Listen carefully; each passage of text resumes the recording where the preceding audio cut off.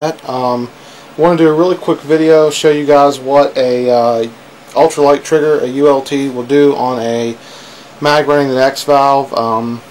It's what happens when the valve actually breaks in. There's a grace period in there that you have to, probably about a case and a half of paint that'll break the X valve in. At least that's what it was for my Tac-One. I'm running, I believe AGD sends you 8 shims. When you buy the ULT, it's either 8 or 10. I'm running 7 in mine right now, and this thing shoots like a beaut. So, one thing to keep in mind, have about 2,000 air left. Mags usually don't like to work under 1,000 pressure. So if you're out in a game or you're in a big 24-hour scenario or whatever, whatever the case may be, and you have access to get your air filled, keep mine on your tank, because mags, like I said, they're gas hogs, so they don't like to run below 1,000 psi in your rig there. So I'm going to go ahead and show you what's going on here. It's really light to the touch, as you see. Watch this. Just like that. It's really simple. Most people want to know if it can be walked. Well,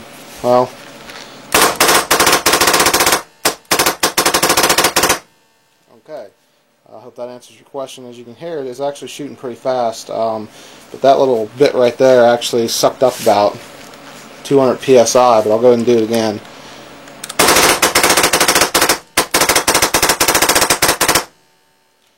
Okay. Another thing, I was testing around, fooling around with it earlier. If you go to zacvetter.com, you can see where he doesn't run the ULT, he runs the RT valve. And what that does is when you apply very little pressure to the trigger here, that's gonna, you can see the RT pin right there. It kind of works like a Tipman RT, where it's just going to bounce the trigger back and forth in your hand. And if you have an adjustable regulator, you're going to be able to get this thing ripping about well, he's got a video where he did 35 balls a second, anywhere from like 12 to 35 depending on the pressure that you put on the trigger. Now I'm going to try it here on mine. I got to do it earlier, but it's not very fast when I do it. So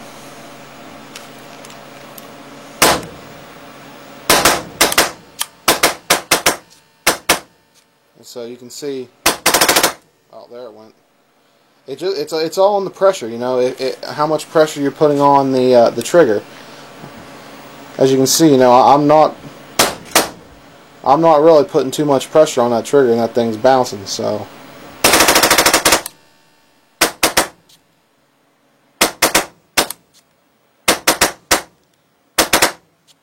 it all depends on where your finger's at,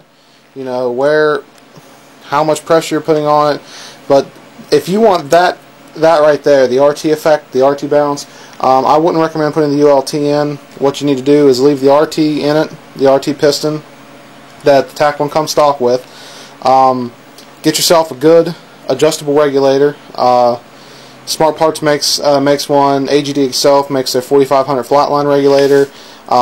Whatever the case is, search for that. Now they're a little bit expensive, but what that's going to do, as you can see right here, I have an old school CP on off. That's going to take the place of this right here, your regulator on your gun. You're going to unscrew the normal regulator, like this is the Crossfire. When you're going to take that off, install the adjustable regulator, and usually adjustable regulators have their own drop forward or mount that you can put on the gun itself. That's going to always stay on there. So you'll have probably 2 of these, 2 of your gauges here, and those will be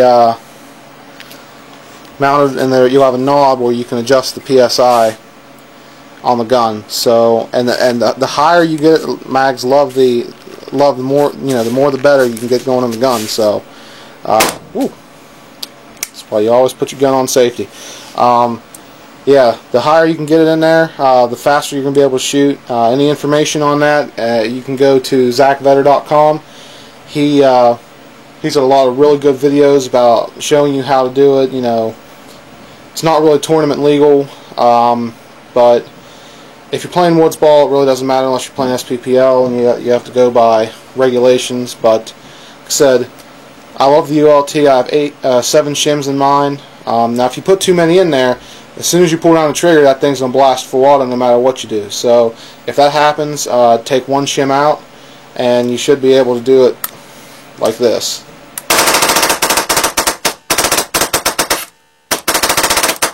So I'm going to be doing a video on the Tac-One as soon as the weather breaks here. We got some pretty crappy weather. I'm going to do a video of this shooting, show you the accuracy, the consistency of the Tac-One on the field.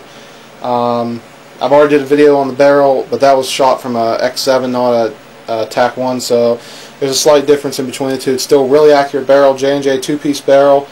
I'm not too picky about barrels personally. This thing shoots just fine. It shoots through brakes really well, even though it's not ceramic, it's aluminum. But I recommend you just keep this barrel on here unless you want to get a stiffy, or if you're particular about your barrel.